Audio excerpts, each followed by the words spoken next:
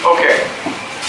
Once again, on the fourth Thursday in November, United American Indians of New England and those who support us have gathered on this hill to observe National Day of Mourning. Today marks the 47th time we have come here, in all kinds of weather, to mourn our ancestors and speak truth about our history.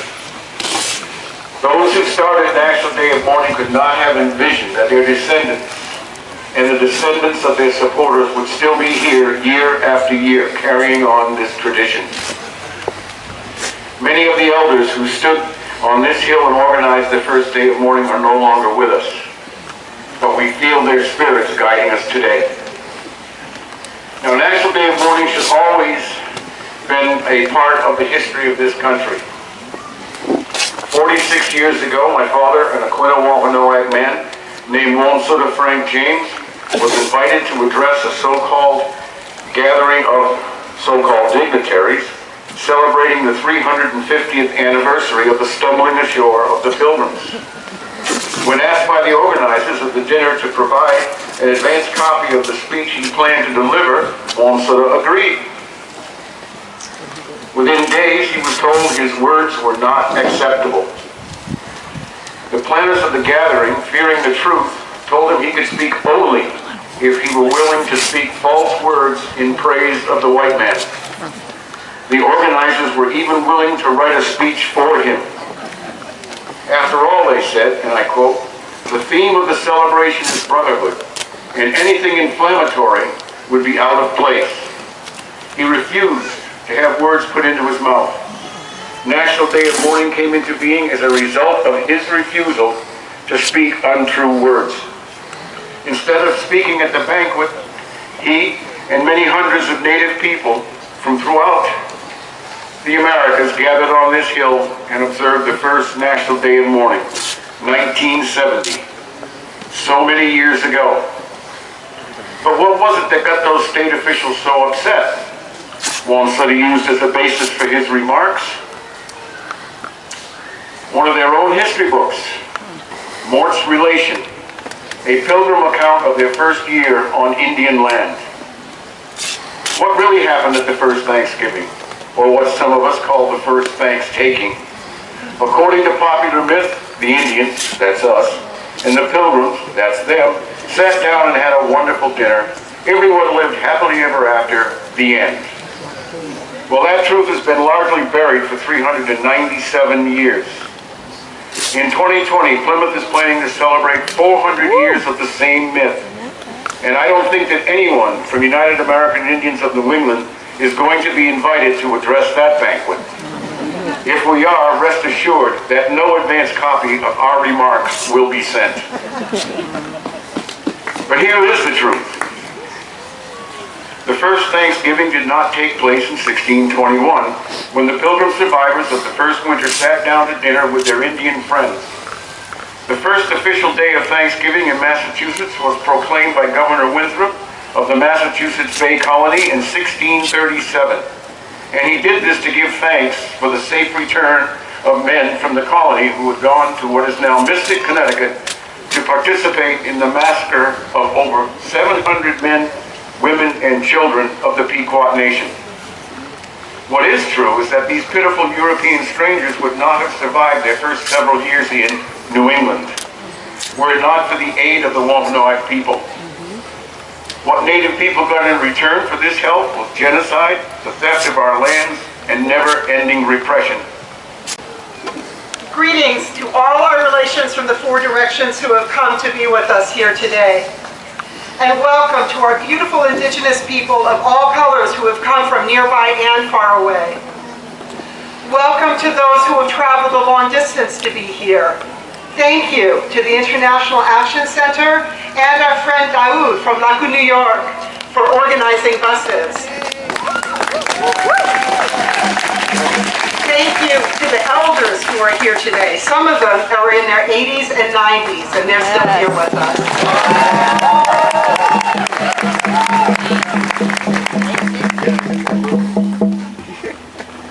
We send out love today to our Muslim family, disabled family, Black family, and yes, Black lives do matter. Our Asian family, Palestinian family, immigrant and refugee family, LGBTQ Two-Spirit family, our union family, some workers from Local 26 Harvard University Dining Services are working in the kitchen up the hill right now, helping to get the social later. And we have lots of members of Local 8751 Boston school bus drivers helping out with sound and other logistics today, as they have done since 1970.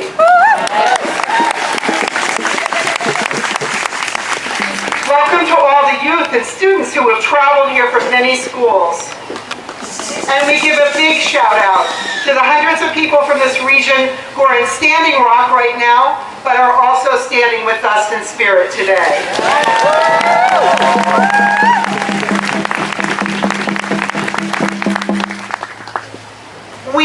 We hope that some people in Standing Rock will be able to hear the live stream of what we're talking about today, but we know that many of them will not be able to because the police there continue to block out communications frequently so that they can't get service.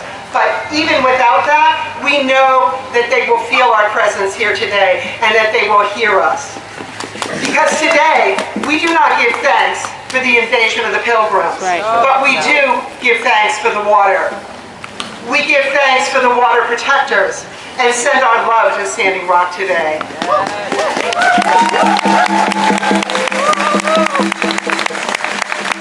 We must all be water protectors and land protectors. We must all protect each other, too.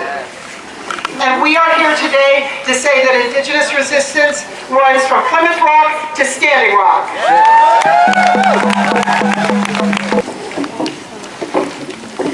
Leonard Peltier is a Native political prisoner and American Indian movement warrior who has been falsely imprisoned since 1976. He was framed up by the FBI for a crime that he did not commit. Many people here today were not even born yet when he was thrown in prison. Leonard Peltier is now 72 years old and in failing health. Right now may be our last chance before he dies to get presidential clemency. So everyone, please tell me that you will commit to support Leonard Peltier and demand that President Obama free him. We only have 56 days left. That's not very long. And we need an immense amount of public pressure to be applied. Leonard needs everyone to call and write President Obama today and every day. You can also join in the Week of Action in Washington, D.C. from December 4th through 10th. Please take the time to find out more about him and what you can do to help. We are honored to have a statement from Leonard Peltier today that will be read by Elder Bert Waters. Thank you.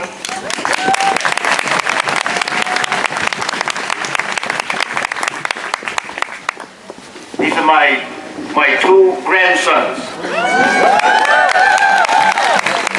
I have 5 children, but I only have 2 grandsons.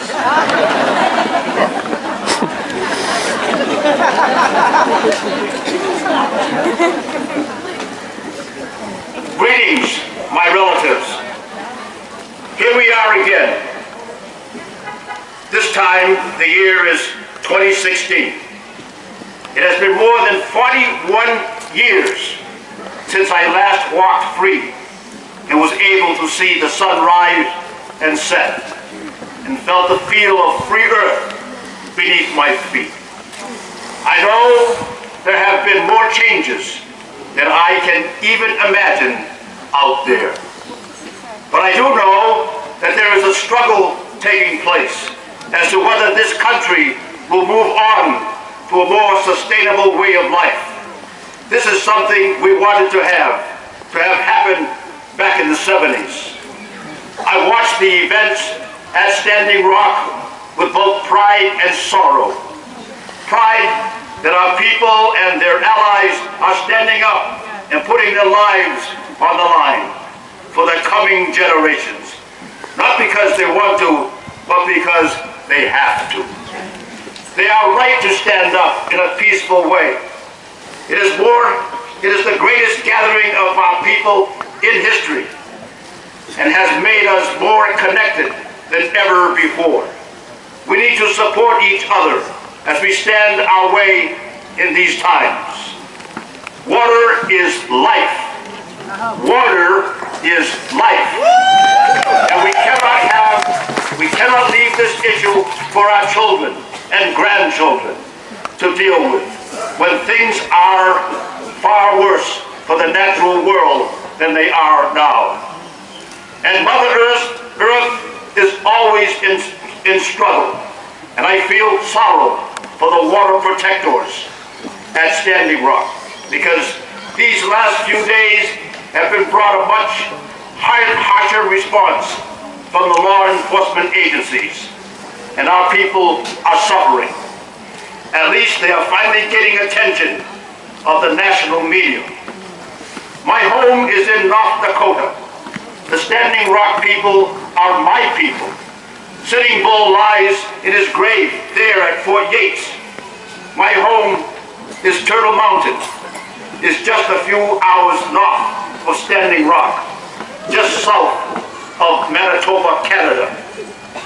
I have not seen my home since I was a boy, and I still hold out hope of returning there for whatever time I may have left. It is the land of my father, and I would like to be able to live there again, and before I die.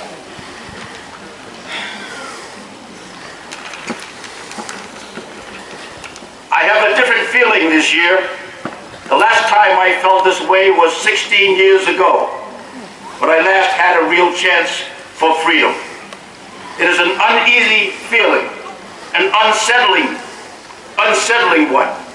It is a hard thing to allow hope to creep into my heart and my spirit here in these cold buildings of stone and steel.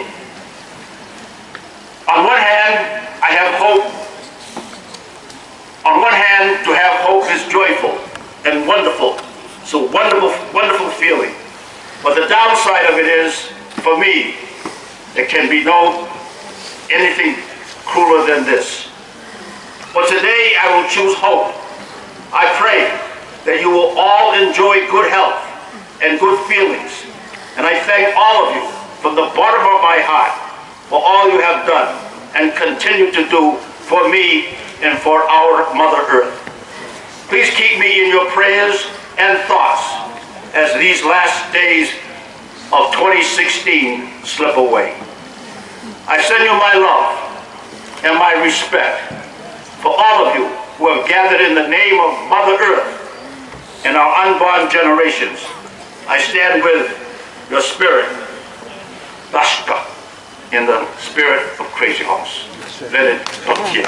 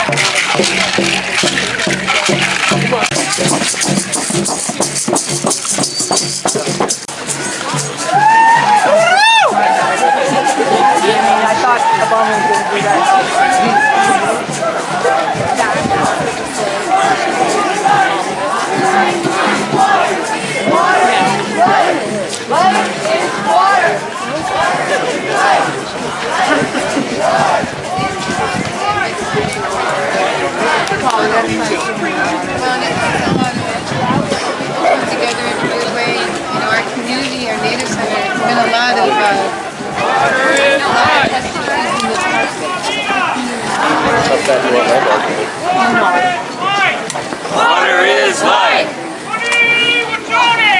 Ni wa Tony. Water is life.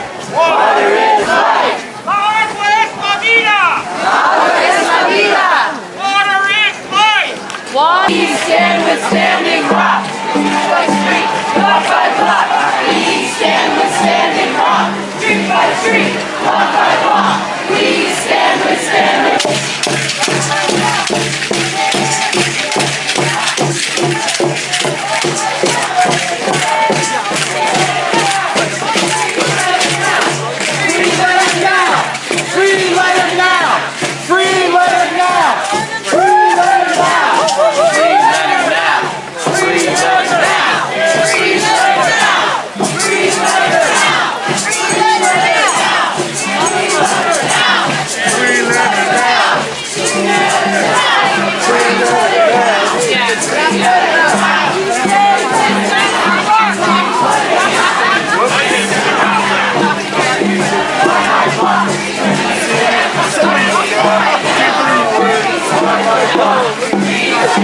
We're